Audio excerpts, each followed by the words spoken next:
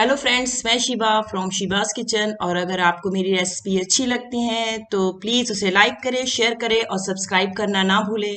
और आज मैं आपको फ़िश करी बनाने की रेसिपी बताने जा रही हूँ। इसके लिए जो इंग्रेडिएंट चाहिए वो इस तरीके से हैं। मैंने 600 ग्राम्स फ़िश ली है। मैंने इस वक्त बारामुंडी फ़िश ली है। आप रोहू या किसी भी फ़िश से ये फ़िश करी बना सकते हैं। और फ़िश करी के लिए जो मसाले चाहिए वो कुछ इस तरीके से हैं। 1 टीस्पून लाल मिर्च, 1 टीस्पून हल्दी, हाफ टी स्पून काली मिर्च का पाउडर, 1 टीस्पून देगी मिर्च, ये सिर्फ करी की कलर के लिए होता है, 2 टीस्पून धनिया पाउडर, हस्बे जायका नमक और 1 टीस्पून ज़ीरा पाउडर। उसके अलावा मैंने ये 2 लाल मिर्च लिए हैं बघार के लिए, 1 बड़ी इलायची, 2 लौंगे और 2 तेज़ पत्ते। ये सब बघार के लिए लिया है। हम जो करी बघारेंगे उसके लिए हमें चाहिए मेथी, और मैंने 1 टीस्पून मस्टर्ड सीड लिए हैं। ये आप बड़े लीजिएगा, जितनी बड़ी हो सके उतनी बड़ी, छोटी मत लीजिएगा क्योंकि वो कड़वी होती हैं। बड़े दाने जो होते हैं वो कड़वे नहीं होते। तो मैंने मस्टर्ड सीड 1 टीस्पून लिया है। 2 टीस्पून मैंने अदरक लहसुन का पेस्ट लिया है। और इसके अलावा मुझे 1 मीडियम साइज़ का टमाटो और 1 ऑनियन। अगर आपके पास स्मॉल ऑनियन हो तो आप 2 लीजिए, नहीं तो मीडियम साइज़ की 1 ऑनियन। और इसको कैसे हम करी में ऐड करेंगे ये मैं भी आपको बताती हूँ। सबसे पहले फ़िश के अंदर हमें हाफ टी स्पून हल्दी और हाफ टी स्पून नमक डालेंगे, क्योंकि हम करी में भी नमक डालने हैं तो इसलिए हाफ टी स्पून नमक डालेंगे। और बस इसको बहुत अच्छी तरीके से मिक्स करेंगे। आप चाहिए तो इसके अंदर आप लाल मिर्च भी डाल सकते हैं, अगर आप मिर्च थोड़ा ज़्यादा करी में चाहें तो। नहीं तो बस आप इन्हीं दोनों को अच्छी तरीके से फ़िश में लगा के अब हम इसको फ्राई करेंगे। तो चलिए फ़िश को फ्राई करते हैं सबसे पहले, और फिर बताते हैं कि करी कैसे बनाई जाए। तो ऑयल हॉट होने के बाद हमने 1 बाय 1 करके फ़िश ऑयल में डाल दी थी। ऑयल ये ध्यान रखना है हमें कि बहुत ज़्यादा गर्म और बहुत ज़्यादा ठंडा दोनों नहीं होना चाहिए। और फ़िश को हमें बहुत फ्राई नहीं करना है। देखिए मैंने आपके सामने बस 1 मिनट एक साइड रखी है और 1 मिनट में दूसरी साइड रखी है। फ़िश को निकाल लूँगी क्योंकि ये करी में भी पकती है। इसका मज़ा बहुत अच्छा हो जाता है, इसलिए फ़िश करी में कभी भी जब फ़िश डालिए तो फ्राई हल्का सा ज़रूर कर लीजिए। मैंने मस्टर्ड ऑयल यूज़ किया है। मस्टर्ड ऑयल जो होता है वो फ़िश करी के लिए बहुत अच्छा होता है, उसका मज़ा बहुत दुगना हो जाता है। आप चाहिए तो आप इसे रिफाइंड ऑयल में भी बना सकती हैं। और ये फ़िश देखिए कितनी बेहतरीन लग रही है, ये चिपक नहीं रही है, इसका मतलब ये फ़िश ताज़ी है। फ़िश ताज़ी है या नहीं इसका जानने का तरीका ये होता है, जब हम उसको फ्राई करते हैं तो वो पैन में चिपकने लगे या टूटने लगे, अच्छी तरीके से ना फ्राई हो, तो इसका मतलब वो फ़िश ताज़ी नहीं है।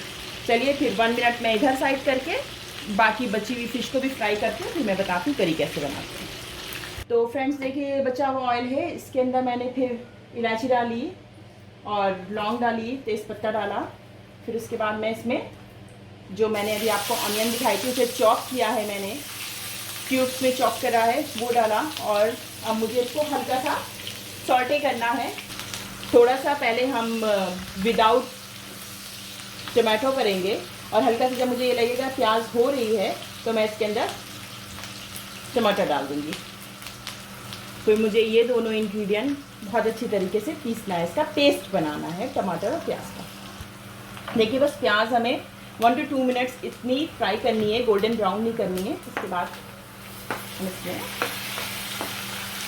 टमाटर ऐड करेंगे और इसको भी हमें बहुत हल्का सा एक तरीके से आपको बहुत हल्का ही इसको फ्राई करना है, इसको बहुत ज़्यादा फ्राई नहीं करना है, ताकि करी में जो एक तली हुई प्याज होती है उसकी बहुत अच्छी सी खुशबू आती है, या उसका जो फ्लेवर होता है वो करी को बहुत अच्छा कर देता है। इसलिए प्याज को हल्का सा इस तरीके से करके डालें। बस फिर हम इसको इसमें से रिमूव करके इसको पीस लेंगे। तो हमें इसके अंदर जो तेज़पत्ता है उसको ग्राइंड नहीं करना है, तेज़पत्ते को हटा देना है और उसके अलावा बाकी सारे इंग्रेडिएंट को ग्राइंड करना है। तो ये वही वाला ऑयल है जो ऑयल हमने अभी पहले यूज़ किया था, ये बचा हुआ ऑयल है। सबसे पहले मैं इसमें मेथी डालूँगी। मेथी हमें 1/4 टीस्पून डालना है। और उसके बाद मैंने इसके अंदर ये वही तेज़पत्ता है, इसका फिर सबसे पहले मुझे इसके अंदर अदरक लहसुन डालना होगा। ये 2 टीस्पून अदरक लहसुन है, तो मैं इसमें अदरक लहसुन डाल। और ये वो मसाला है जो मैंने सबसे पहले आपको स्पाइसेस दिखाए थे।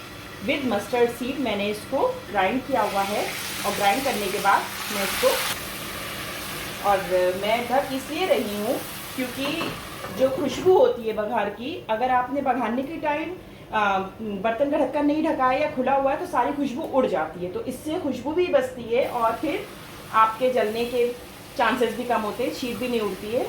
तो ये देखिए, ये थोड़ा सा मुझे इसको भूनना है। ये वाला मसाला जो मैंने शुरू में दिखाया था सारा ग्राइंड कर लिया था एक साथ मिला के, अदरक लहसुन हल्दी मस्टर्ड सीड वो सारा मसाला।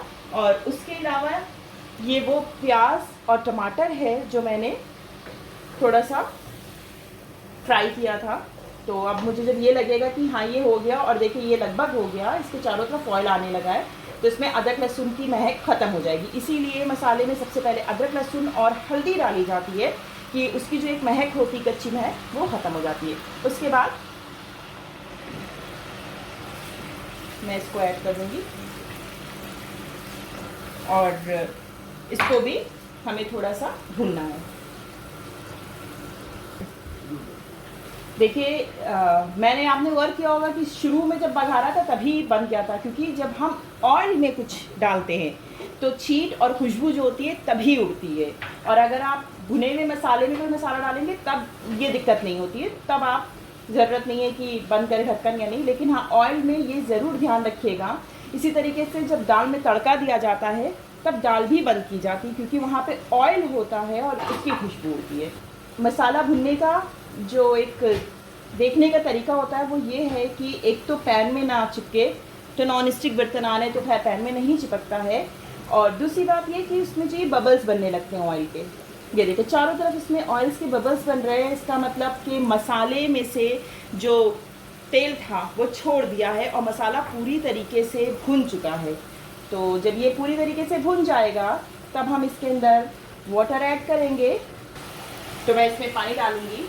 ये वही वाले मसाले हैं जो थोड़े से रह गए थे, और मैंने इसमें पानी ऐड कर दिया है। वाटर ऐड करने के बाद एक उबाल आने के बाद फ़िश को भी हम इसके अंदर डाल देंगे।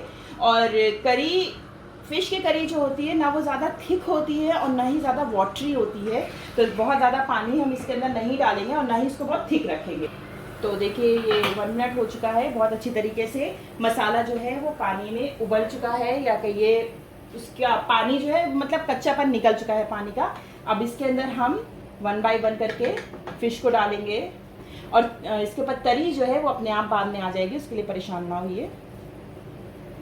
कोशिश करिएगा जो आपकी फ़िश करी है वो आप हमेशा चौड़े मुंह वाले बर्तन में बनाएं, कभी भी पतले मुंह वाले बर्तन में मत बनाइएगा, नहीं तो फ़िश अच्छी तरीके से करी में डूबती नहीं है और वो टूट जाती है। और फ़िश के पीस जो होते हैं वो करीब 1 इंच कटवाया करिए, 1 इंच होना चाहिए फ़िश का पीस, तो बहुत अच्छी करी बनती है। देखिए सारी फ़िश करी में डूब रही है, इसका मतलब ये है कि वो चारों तरफ से उसके अंदर स्पाइसेस जो है वो आ जाएंगे।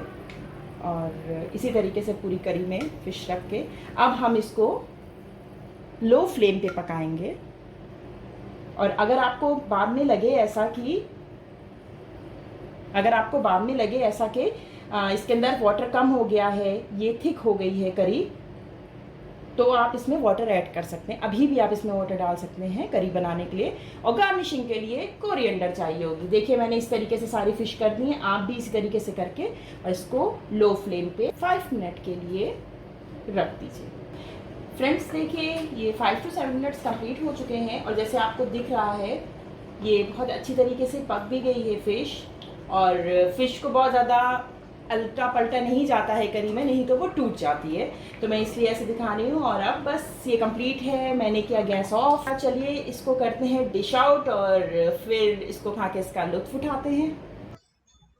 थैंक यू फॉर वॉचिंग, और हाँ मेरे चैनल को सब्सक्राइब, लाइक और शेयर करना ना भूलें। बाय।